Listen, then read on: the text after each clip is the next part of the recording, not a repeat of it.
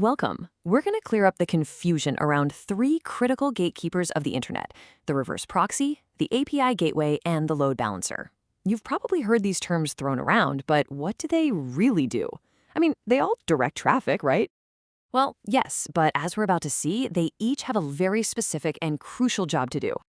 So let's start with a relatable problem. Maybe the best kind of problem to have. You've built an amazing app, it's humming along on a single server, and then, boom, it's a hit. Your traffic explodes.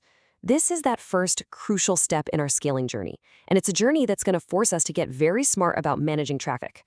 Because with all that new traffic, your single server pretty quickly gets overwhelmed. It just can't keep up. Users start seeing slow responses, or even worse, they can't connect at all. That one server is now a single point of failure. You desperately need a way to distribute all that incoming load. Okay, let's dive into this. The first and most direct solution to our bottleneck is the load balancer. You can think of it like a traffic director at a super busy intersection, just pointing requests down different lanes to keep everything moving. Its main job is simple but absolutely essential. Spread the work around so no one server gets crushed. But a load balancer's job goes way beyond just playing traffic cop. It's the key to something called high availability. So imagine one of your servers just goes down. Poof! The load balancer instantly knows and just reroutes all the traffic to the healthy ones. Your users, they never even notice a problem. And when you need to handle more people, just add more servers to the pool. It really is the foundation of modern scalability. So we've solved the immediate traffic jam. That's great. But this opens up a bigger question. What if we need a single, secure front door for all of our services? One that can do a bit more than just distribute the load? Well, that brings us to our next gatekeeper, the reverse proxy. A reverse proxy is kind of like the single official front door or the main receptionist for your entire server farm. To the rest of the world, it just looks like there's only one server. This provides a fantastic layer of abstraction and, more importantly, security, because it completely hides the messy details of your internal network. So this is a really crucial point to understand their relationship. It's not that they're totally different things. The easiest way to think about it is like this.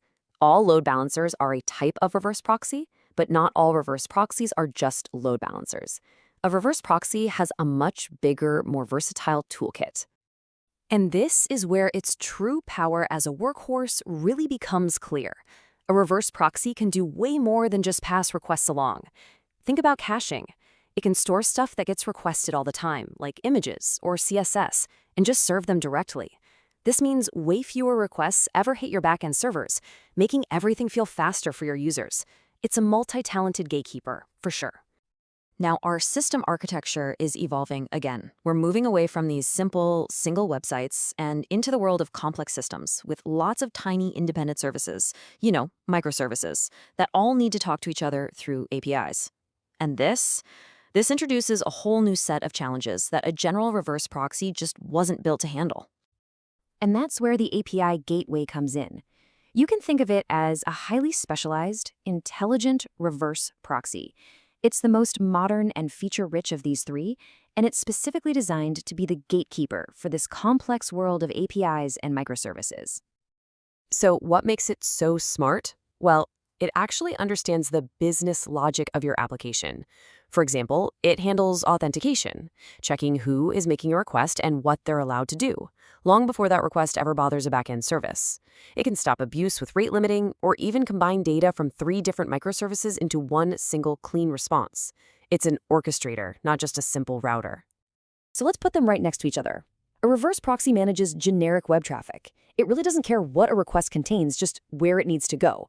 An API gateway, on the other hand, is built to understand the what and the why. It's aware of the business logic inside your API calls, managing all those complex interactions between services. So, does this mean you have to choose just one, that they're mutually exclusive? Absolutely not. In fact, in a modern, large-scale system, they often work together beautifully to create a robust, secure, and incredibly scalable architecture. So here's your simple breakdown to keep it all straight. You'd use a load balancer when your main goal is just distributing raw traffic to make sure your app stays online. You'd use a reverse proxy when you need that secure caching front door.